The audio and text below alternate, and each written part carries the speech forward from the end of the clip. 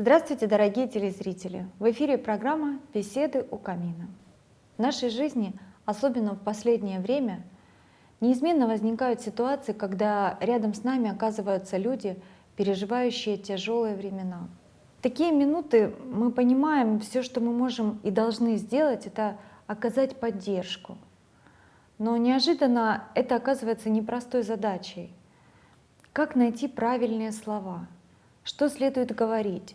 Как вести себя? Хочется что-то сказать, но где найти те волшебные слова, которые смогут помочь человеку почувствовать себя лучше? В этом отношении кое-чему можно поучиться у друзей Иова. Библейская история рассказывает, что после того, как он потерял свою семью, друзья Иова пришли и в течение 3 дней не говорили абсолютно ничего. Их молчание было звуком любви и почтения. Просто своим присутствием они показывали, что они рядом, они сопереживают ему. Поэтому иногда даже просто молчание в таких ситуациях бывает вполне достаточно. Еще одно исцеляющее средство — это непременно нужно выслушать человека.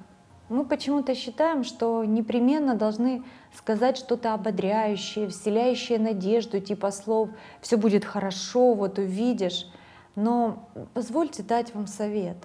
В ситуации, когда человек переживает боль, вместо того, чтобы сосредотачиваться на том, что вы должны сказать, лучше сосредоточьтесь на том, чтобы выслушать человека, если он хочет поговорить.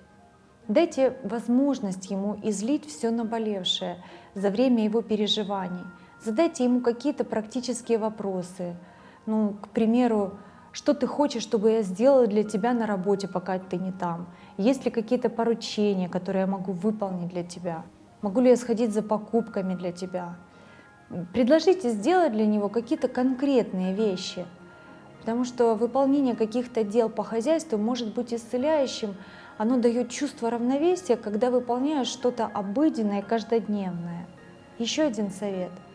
Если вы не чувствуете внутри себя слов, которые хотели бы сказать, или если вы недостаточно близки с человеком, просто будьте рядом, не избегайте его, обнимите его.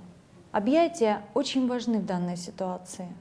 Дружеские, теплые объятия без слов порой заменяют десятки сказанных фраз о сострадании.